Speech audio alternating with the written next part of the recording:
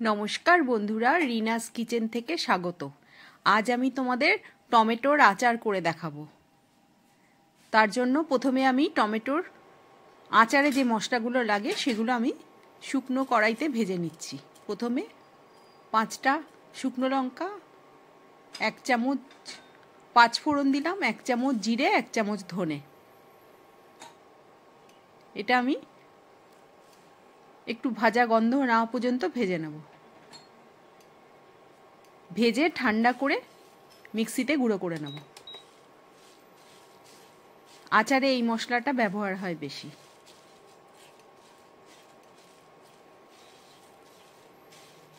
যখন একটা সুন্দর গন্ধ বেরোবে তখনই সাথে সাথে নাবিয়ে দিয়ে একটা থালায় ঢেলে রাখবে ঠান্ডা করার জন্য। ঠান্ডা হয়ে গেলেই মিক্সিতে গুঁড়ো করে নেব।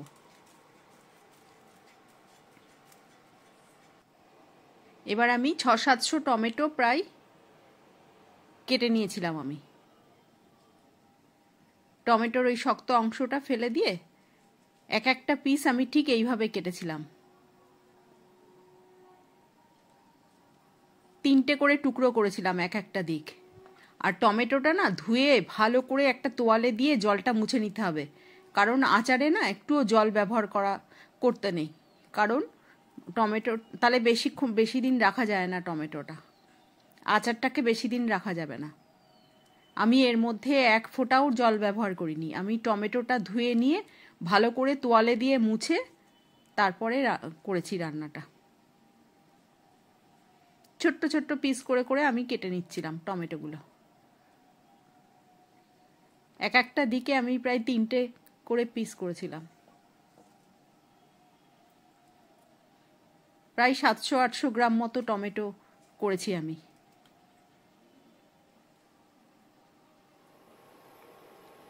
এবার আমি কড়াইতে বেশ খানিকটা তেল দিয়ে দিলাম। চাটনি হলে কম তেল দিলে হয়ে যায়, যেহেতু এটা আচারটা তো লোকে বেশি দিন রেখে দেয়। তার জন্য আমি কড়াইতে একটু বেশি করেই তেল দিয়ে দিলাম, সর্ষের তেল।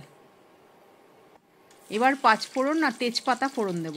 তেজপাতা, একটা শুকনো লঙ্কা দিলাম আর 5 ফোড়ন দেব। এবার এটা দিয়ে সুন্দর গন্ধ বেরোলে টমেটোগুলো দিয়ে দেবো।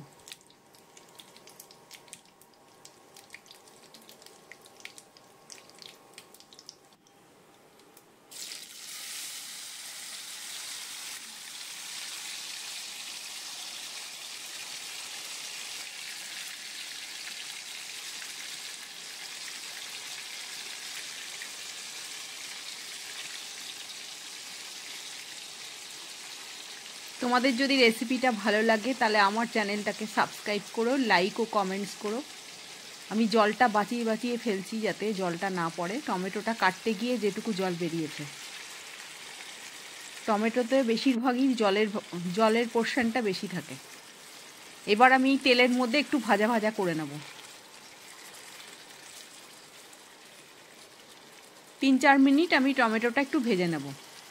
এবার নুন দিলাম পরিমাণ মতো, দিয়ে ঢাকা দিয়ে দেবো যাতে টমেটোটা ভালো করে সেদ্ধ হয়ে যায়। 5 মিনিট ঢাকা দিয়ে রাখলেই ভালো করে সেদ্ধ হয়ে যাবে।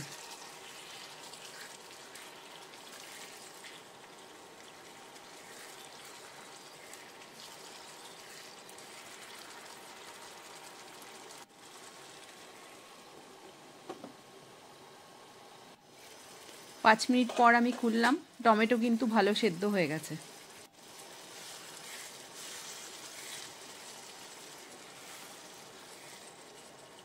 দেখেছো কত সফট হয়ে গেছে টমেটোটা।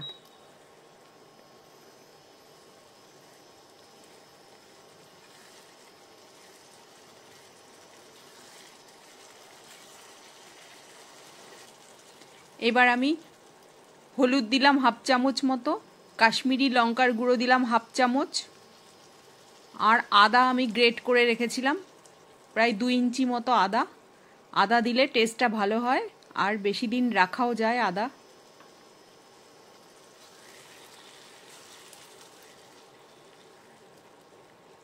আর ভিনিগার দেব আমি 3 চামচ মতো।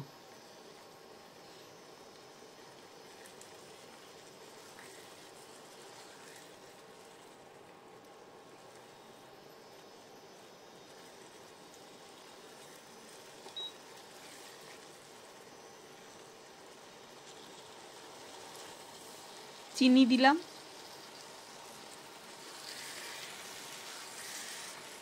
200 গ্রাম মতো চিনি দিলাম।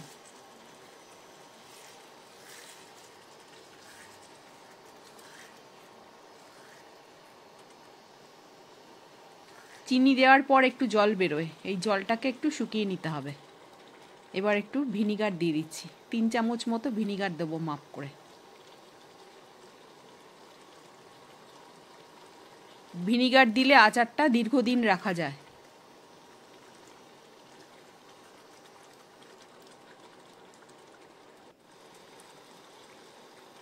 এবার যে মশলাটা আমি করে রেখেছিলাম সেই মশলাটা আমি 4 চামচ মতো দিয়ে দিলাম। পুরো মশলাটা দিইনি, কিছুটা রেখে দিয়েছি আর বাদ বাকিটা দিয়ে দিয়েছি। এবার জলটা একটু শুকিয়ে নিতে হবে। অনেকটা শুকিয়ে গেছে, এটা ঠান্ডা হলে আরেকটু শুকিয়ে যাবে। এইভাবে আমি আচারটা করলাম, তোমরাও এইভাবেই করে দেখবে, আচারটা খুব সুন্দর খেতে হবে। এটা গরম আছে বলে এখনো তাও একটু সফট আছে, এটা যেই শুকিয়ে যাবে, ড্রাই হয়ে যাবে, তখন অনেকটাই শুকিয়ে যাবে ঠান্ডা হয়ে গেলে।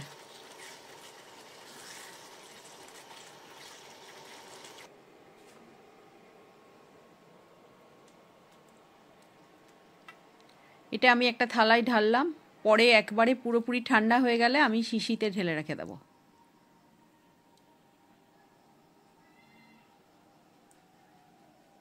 তবে এই আচারটা আমাদের তাড়াতাড়ি শেষ হয়ে যাবে।